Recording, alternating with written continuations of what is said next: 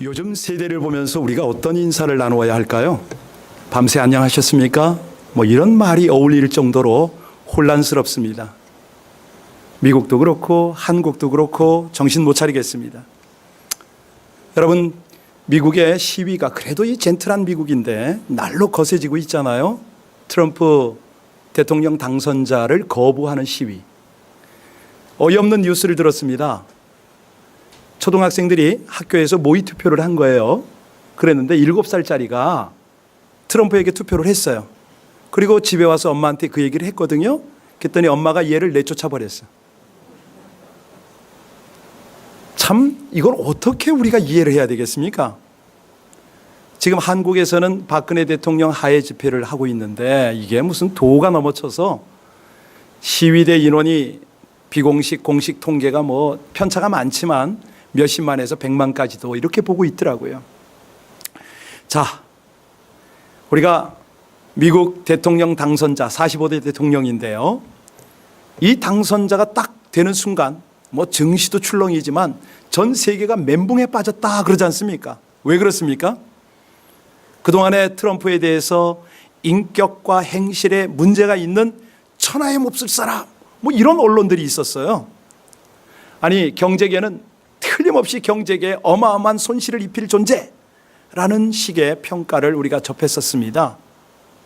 유명한 신학교의 신학 교수조차도 소리를 냈고 뉴스 비평가들은 한결같이 걱정을 했어요. 왜?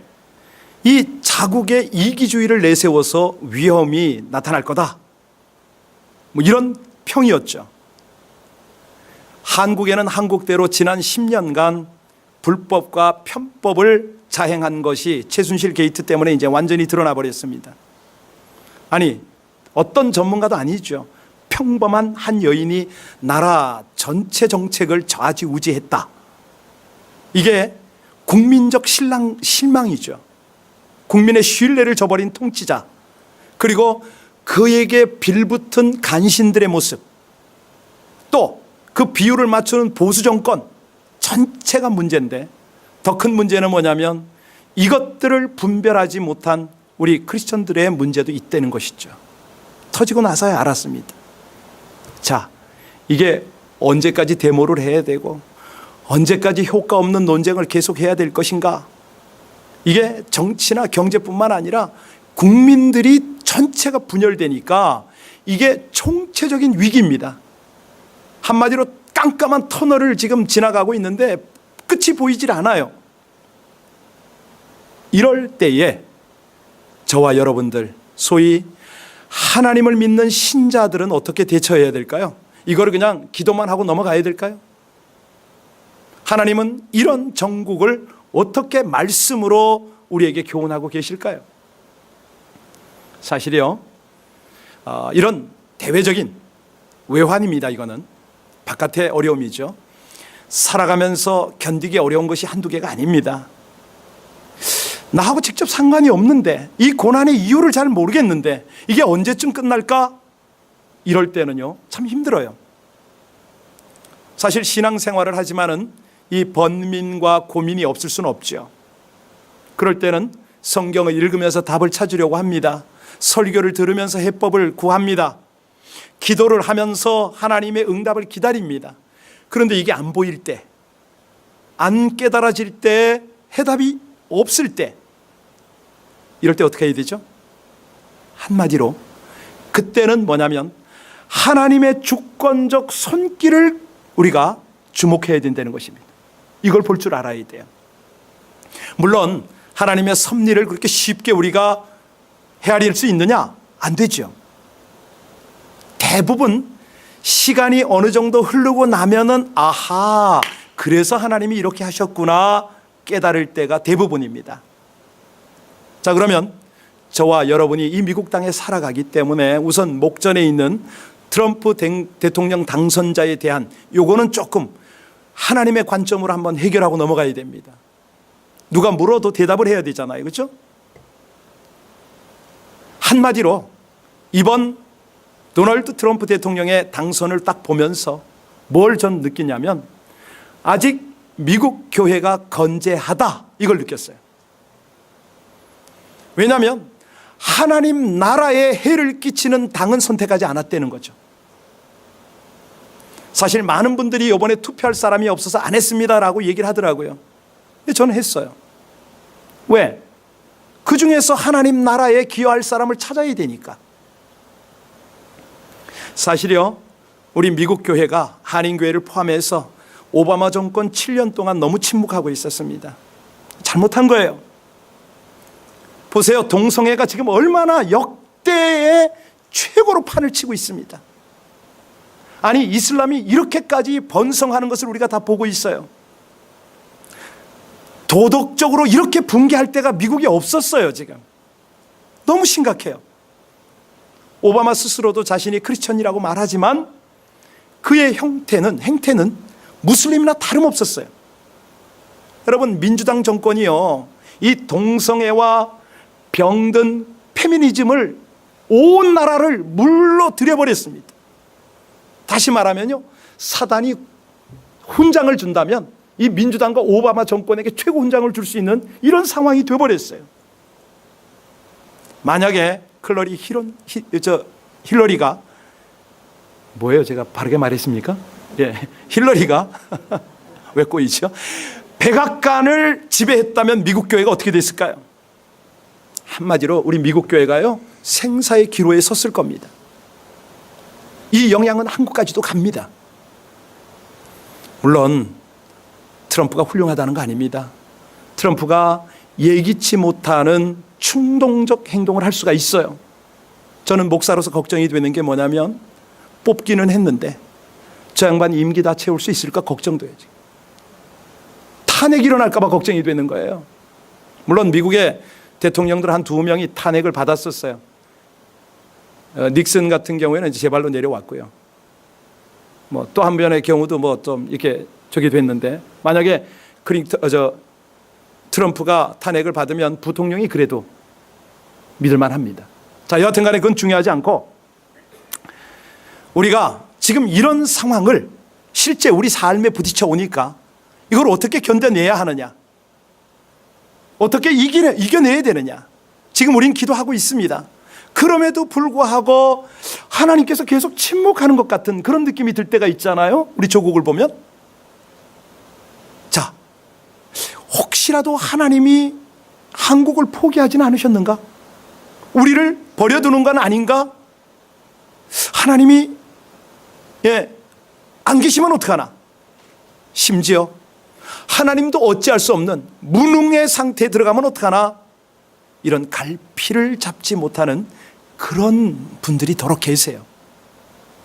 자, 오늘 우리가 시편 13편으로 왔습니다. 이 시편이 꼭 그 말씀이에요. 기가 막히죠?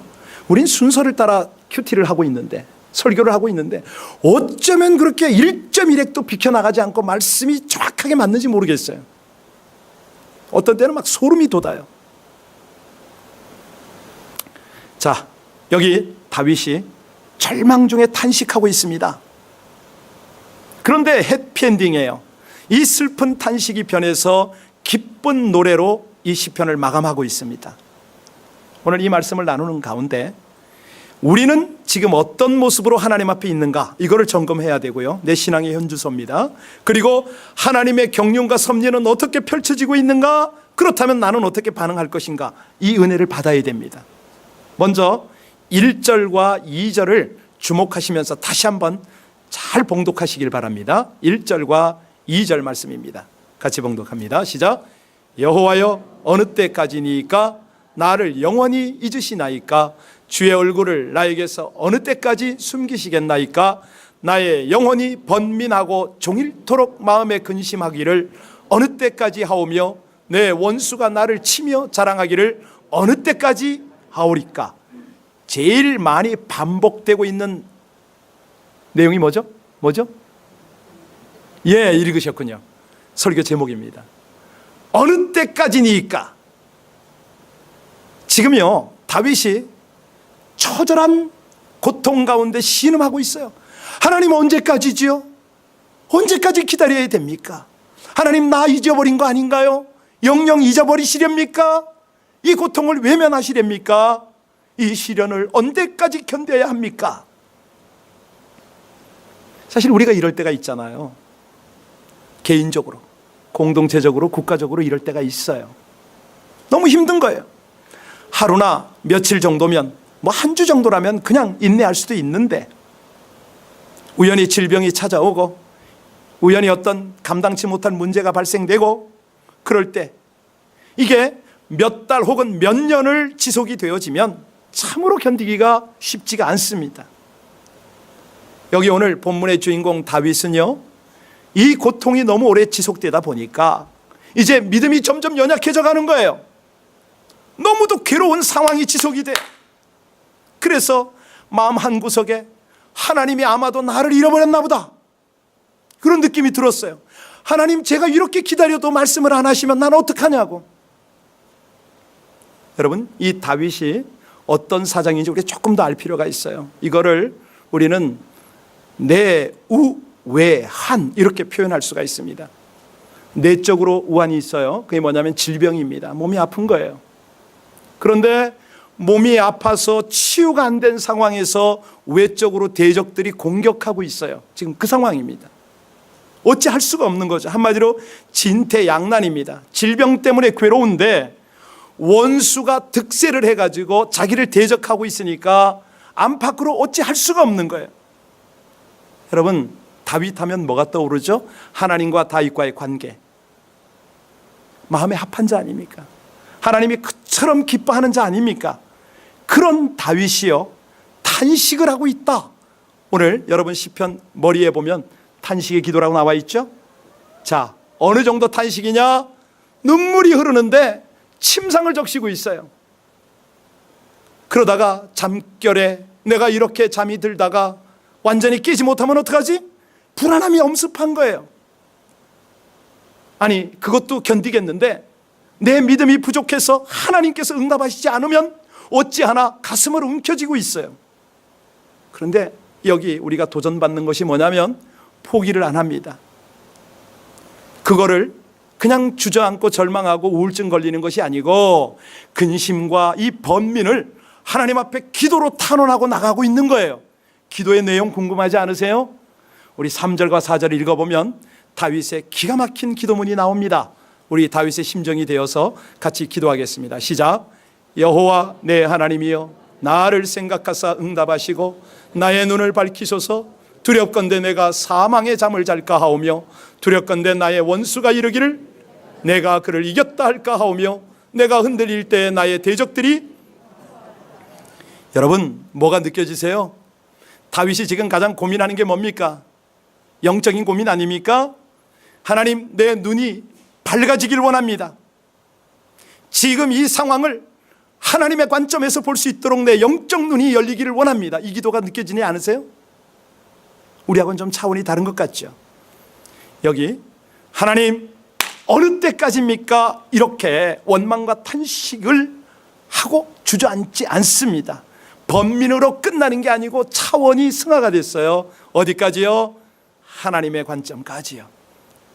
사실 이런 걸 보면요, 바울 사도의 고백이 가장 우리 가운데 올려오지 않으세요? 바울 사도가 빌립보서 4장 6절 7절에 우리에게 뭐라고 권면합니까? 우리가 근심이 몰려올 때 어떻게 하라고 그러죠? 아무것도 염려하지 말고 다만 모든 일에 기도와 간구로 너희 구할 것을 감사함으로 하나님께 아뢰라. 그리하면 모든 지각에 뛰어난 하나님의 평강이 그리스도 예수 안에서 너희 마음과 생각을 지키시리라. 아주 간단한 메시지인데도 불구하고 깊은 도전이 있습니다. 어떤 도전입니까? 우리에게 이런 번민, 염려가 몰려올 때 어떻게 하라고요? 기도하라. 바로 기도의 자리로 나가라. 여러분, 하나님은 한 번도 염려하라고 하지 않으셨어요. 택하라고 말씀하십니다. 염려에 갇혀 있을래? 아니면 그 염려를 뛰어넘어 기도로 나갈래? 우리에게 부탁을 하십니다. 염려가 생기면 즉시 기도하라. 그러면 내가 너희에게 평강을 줄 것이고 깨달음과 함께 답을 줄 것 아니냐. 여러분, 다윗과 같이, 바울과 같이 우리도 걱정거리, 염려거리 생길 때 바로 기도의 자리로 나가는 저와 여러분들 되시기를 주의 이름으로 축원합니다. 여기 보면요, 사실은 이 3절 4절 가만히 보세요. 다윗이 지금 어떤 상태입니까? 두렵습니다. 내심 두려워요. 여기 짧은 이 시의 두렵건대가 거듭 반복이 되고 있잖아요. 두렵건대 내가 사망의 잠을 잘까 하며. 다윗에게 있는 두려움 세 가지가 뭡니까? 첫째는요, 잠자는 겁니다. 육신적인 잠도 두렵지만 영혼이 죽는 것도 육신이 죽는 것도 중요하지만 영적으로 잠자는 게 두려웠던 거예요. 하나님과 교통이 안 일어나는 거, 이게 더 두려웠던 거예요. 또 있습니다. 패배가 두렵습니다. 원수에게 패배할까 봐, 아니 사단에게 영적으로 패배할까 봐 이게 두려운 거예요. 무엇보다도 영적으로 흔들릴까 봐, 하나님이 안 계시다고 거절하고, 아니 내가 하나님을 거역할까 봐, 하나님을 불신할까 봐, 이게 다윗에게 두려움이었습니다. 자, 여기 보니까요, 우리 5절 6절 한번 봉독할까요? 같이 5절 6절 다 함께 봉독합니다. 시작. 나는 오직 주의 사랑을 의지하였사오니 나의 마음은 주의 구원을 기뻐하리이다. 내가 여호와를 찬송하리니 이는 주께서 내게. 어떠십니까? 결론이지만 이 두려움을 겪으면서도 오직 하나님을 의지하는 모습이 보입니까? 여기요, 하나님을 의지하고 기도한다, 그래서 상황이 변화됐습니까? 아니에요. 여기 번민과 근심으로 탄식하며 탄원했던 이 다윗의 마음, 어땠을 것 같습니까? 5절 6절을 읽으니까 어떤 느낌이 오세요? 구원의 기쁨으로 그 마음의 변화가 일어났어요. 그 입술은요, 하나님을 찬송하고 있지 않습니까? 어떻게 이런 일이 벌어질까요? 이 짧은 시편에서 어떻게 이렇게 기가 막힌 드라마, 반전의 역사가 펼쳐질까요? 다윗은 기도 중에 하나님이 함께 하셨던 날들을 기억해냈습니다. 아니, 자기에게 고통이 밀려왔을 때마다 하나님을 가까이 했더니 하나님과 친밀함이 회복이 되었던 것들을 그가 기억해낸 거예요. 지금 바로 그거였어요. 그래서 더욱더 주님을 의지하게 되고, 지금은 고통 가운데 있을지라도 하나님을 찬송하게 된 것이죠. 여러분, 제가 한 대통령을 소개하고 싶습니다. 세상에서, 세계에서 제일 가난한 대통령 혹시 아세요? 예, 우루과이의 호세 무이카입니다. 지금 연세가 80이세요. 이분이 세상에서 가장 가난한 대통령으로 알려졌는데 2010년에 재임을 시작하셨어요. 그리고 작년에 퇴임했습니다. 약 5, 6년 하신 거죠. 근데 이분이 어떤 생활을 했냐면 대통령 집무궁을 사용하지 않으셨어요. 약간 변두리 교회에 있는 낡은 집을 썼습니다. 자기의 봉급을 대부분 90% 이상을 다 자선단체에 기부를 했습니다. 운전기사 따로 없습니다. 거의 30년 가까이 된 차를 손수 운전하고 다녔습니다. 이 검소한 생활이 국민들의 지지를 받았겠죠? 근데 이분이 무슨 고백을 하냐면 청년들한테 그런 말을 해요. 자기의 라이프 스타일을 소개하면서 검소하고 알뜰하게 살면 내가 하고 싶은 데 사용할 그런 시간이 늘어난다는 거예요. 더 자유로워하다는 거예요. 이 얘기를 딱 들으면서 목사인 저가 엄청난 도전을 받았어요. 이거 아닌가? 아니, 물론 하나님의 말씀을 깨닫고 도전도 받고 그 교훈을 따라 살아야 되지만 세상에서 이렇게 심플하게 살고 존경을 받는 이런 삶, 요즘이요, 사실 교회다운 교회, 목사다운 목사 보기가 어렵습니다. 물론 사건 사고를 자꾸 부각시키고 보도하는 언론도 문제지만 실제로 좀 이렇게 본이 되고 아름다운 그런 목회자, 그런 교회 찾기가 쉽지가 않아요. 그래서 이분의 검소한 생활이 저에게 확 박힌 거예요. 도전이 된 거예요. 너는 목사인데 소위 이 안정된 생활, 또 뭐 화로운 뭐 어떤 외모 이런 거에 너 집착하고 있지는 않니? 이런 도전이 확 와요. 그래서 제 삶을, 제 생활을 재정비할 필요를 느꼈죠. 사실 교회를 개척하던 초기부터 지금까지 생각하는 게 저는 이제 청빈한 생활이거든요. 검소하고 충성된 생활을 하는 게 제 아주 그 목표 중에 하나인데, 사실 여기서 뭐 차도 어떤 분이 사서 줘서 지금 타는데, 제 느낌에는 그분만큼 탈 수 있을 것 같아요. 앞으로 한 15년 더 탈 것 같아요. 예.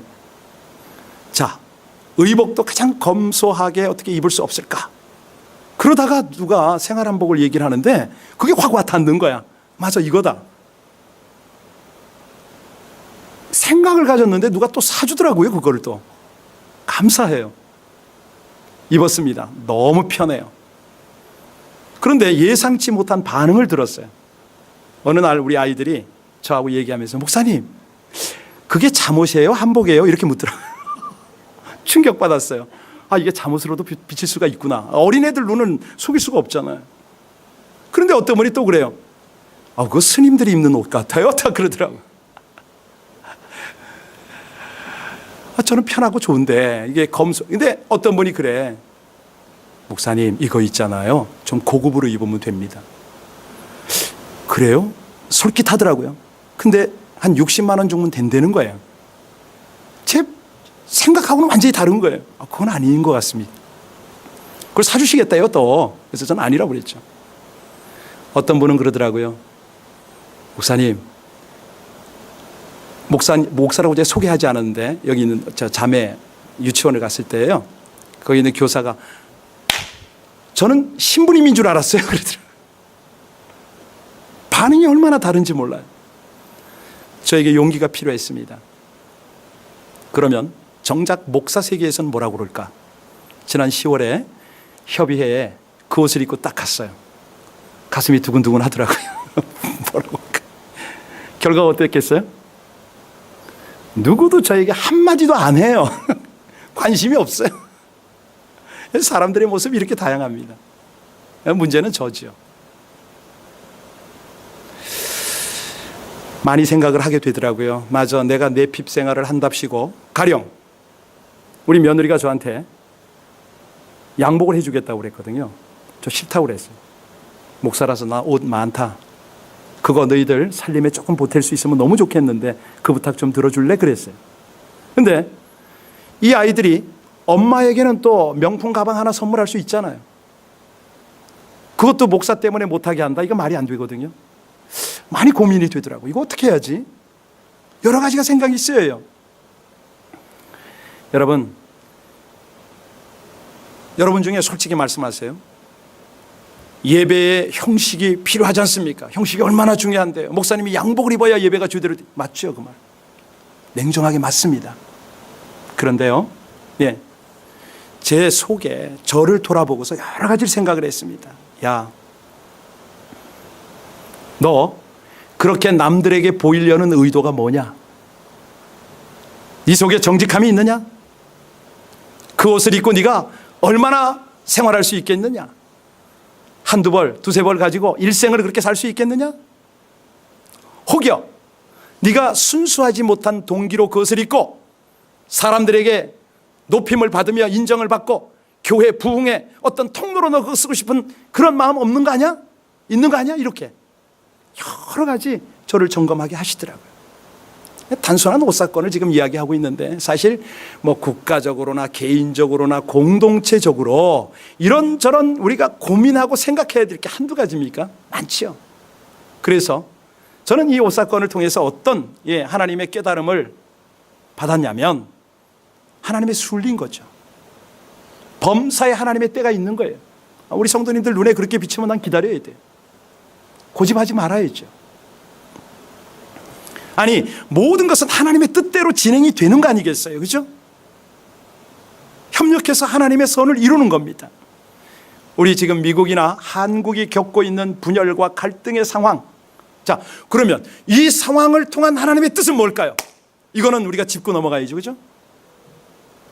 저는 분명히 기도 가운데 하나님의 감동을 받았어요. 그게 뭐냐면, 궤도 이탈한 모든 교회와 성도들을 원위치시키는 하나님의 작업이다. 이걸 깨달았어요. 궤도 이탈했다는 거예요. 지금 아니라는 거죠. 쉽게 말씀드립니다. 만약에 트럼프의 참모습이 드러나지 않고 최순실 게이트의 이 상황이 드러나지 않았다면 어떻게 될까요? 다음 정권까지 이게 묻혀서 그냥 갔다. 어떻게 됐을까요? 계층 간의 골은 더 깊어집니다. 아니, 치유 불능에 병든 상태로 이 사회가 계속 갈 수도 있어요. 더 무서운 건 뭐냐면 이단 종교의 실체를 모르는 일반인들이 세상이 온통 우상의 천지가 될 수가 있다는 얘기였어요. 이걸 하나님이 아신 거죠. 그렇죠? 조금 더 구체적으로 말씀드릴까요? 동성애와 간통 폐지 때문에 어찌 됩니까? 도덕이 바닥에 추락을 했어요. 이 도덕적 붕괴의 영향은 상상을 초월할 거예요. 그렇지 않습니까? 그래서요, 하나님은 하나님의 방법으로 모든 역사를 주도하십니다. 이것을 우리는 하나님의 때라고 그러죠. 지금이 어떤 때냐? 가장 혹입니다. 적기입니다. 가장 적당한 시기예요. 이 암울한 상태가 왜 혹이고 왜 적기냐? 우리를 점검하는 기회죠. 하나님과의 막힌 담이 허물어지는 기회고요, 우리 주 예수 그리스도의 그 권세가 우리 가운데 충만하게 나타나는 적기죠. 그동안에요, 우리 각 사람은, 우리 모든 공동체는 불법과 편법과 술수와 거짓으로 일관했던 그 모습을 탈피해야 됩니다. 지금 점검하고 버려야 돼요. 오직 정직과 실력으로 승부를 해야 됩니다. 그럴 때 하나님이 도우시죠. 하나님이 기뻐하시죠. 하나님의 영광 중에 역사를 하시죠. 이 불법, 편법은요, 한마디로 거짓 행위 아닙니까? 이거는 단시일 내에 모든 게 다 끝나지 않습니까? 하나님은 롱런을 원하세요. 정도를 걸으라고 말씀하세요. 자손 만대가 하나님을 경외하고 복을 받으려는 거예요. 어젯밤에 한 분이 교회로 오셨어요. 우연히 오셨더라고요. 이런저런 대화 중에 저에게 묻습니다. 목사님, LA 비전교회의 장점이 뭐라고 생각하십니까? 다 아시겠지만 장점을 묻고 있어요.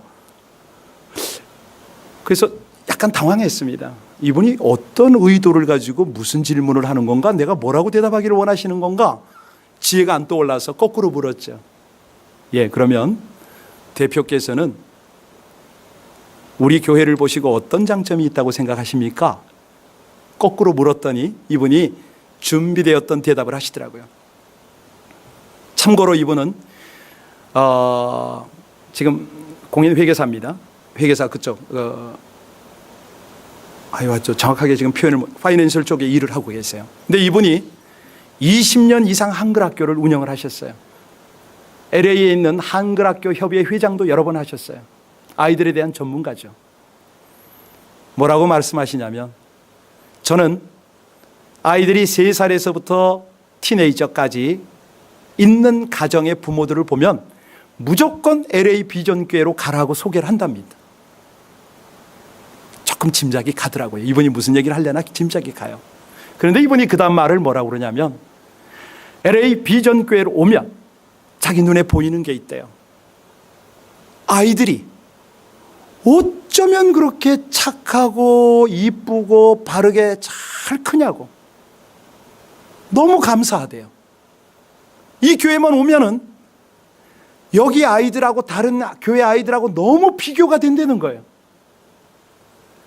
아니, 이분이 확신을 가지고 그렇게 칭찬을 하고 자기가 그렇게 다른 사람을 교회로 추천한다는 이 얘기를 딱 들으면서 제가 점검이 되더라고요.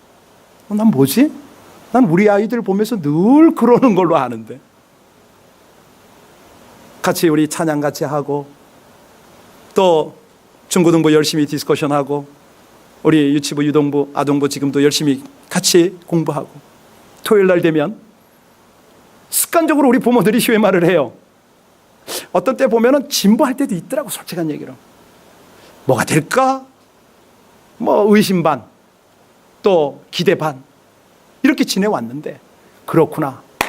때가 되니까 하나님이 저렇게 일하시고 계시는구나. 여러분, 우리가 어느 때까지니까 이렇게 묻기 전에요, 하나님의 때는 언제입니까? 이렇게 우리는 그 때를 점검을 해야 돼요.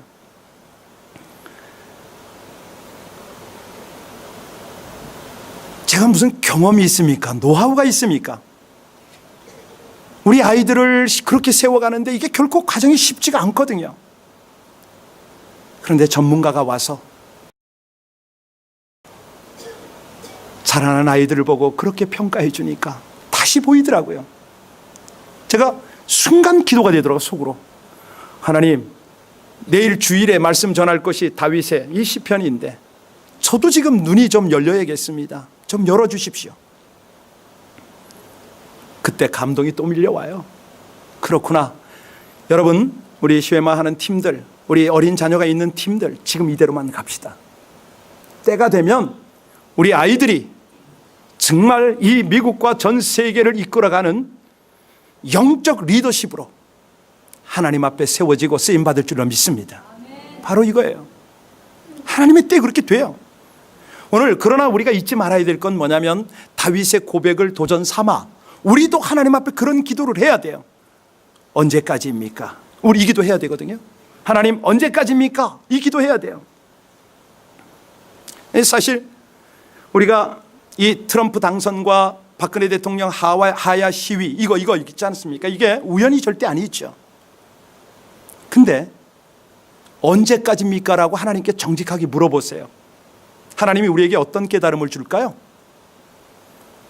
사랑하는 나의 아들아, 딸아, 친구도 가족도 모르고 살아온 박근혜를 불쌍히 여기지 않을래? 이런 마음 안 올까요? 누구도 경험하고 살고 있는 가족의 생을 모르는 그 환경 속에서 치유와 회복이 필요한 저 불쌍한 영혼은 안 보이냐고 우리한테 얘기 안 할까요? 사실은요, 하나님의 때를 찾고 하나님의 마음을 느끼고 기도하면 개인과 교회, 국가, 공동체 모두에게는요 한결같이 성숙한 미래가 열려요. 이 영적인 그런 포용력이 생기는 거예요. 그리고 우리 속에서 6절과 같은 이런 고백이 터져 넘치는 거예요. 6절 한번 볼까요? 얼마나 확신에 넘쳐서 얼마나 하나님을 영화롭게 하는가. 시작. 내가 여호와를 찬송하리니 이는 주께서 내게. 지금 상황은요 아무것도 변한 것이 없어요. 계속 몸은 아파요. 고통스러워요. 나라는 지금 사방으로 우겨싸움을 당하고 있고요, 원수들은 지금 기세를 올리고 있는 상황이에요. 고통과 시련이 걷어지지 않는 상황인데 다윗은 그 속에서 놀라운 하나님의 은총을 깨닫고 그 찬양을 지금 하고 있잖아요. 이 환난과 핍박 중에서도 하나님은 나를 건지실 것이고 그 건짐을 통해서 나는 성숙의 길로 나아가 하나님의 통치를 대리할 것이라는 것을 그걸 알았어요. 혹시 우리 주변에 미국과 한국의 상황을 걱정하고 입도 열지 않으려는 목사님들 더러 계시더라고요. 저하고 SNS 하시는 분들이 그래요. 너무 답답하고 힘들어서 말하기 싫다고. 이런 분들 계세요. 개인적으로 그런 분도 계실 겁니다. 이해할 수 없는 역경에 처한 분도 계실 거고요. 너무 오랫동안 해결되지 않은 문제 때문에 남에게도 말 못하고 고통받는 분이 계실 수 있어요. 그럴 때 어떻게 하라고요? 하나님 언제까지입니까? 탄식하셔요. 괜찮아요. 기도하셔요. 이 어려움은 바로 그 순간이 하나님이 함께하는 것을 확인하는 시간입니다. 아니, 이 어려움을 통해서 우리 신앙의 본질인 하나님과 더 친밀하게 더 가까이 나가는 그 시간이 되는 거예요. 아니, 그 순간은요 하나님이 우리와 함께 하시고 하나님이 아파하는 시간입니다. 이게 정확한 표현이에요. 더 정확하게요, 우리의 고통을 대신 지시고 우리를 치유하시고 회복하는 하나님의 타임이라는 거죠.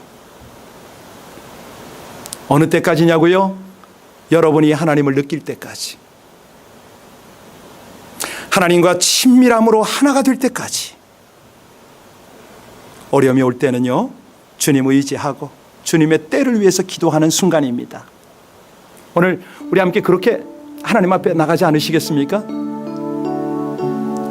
이 모든 상황을 연출해서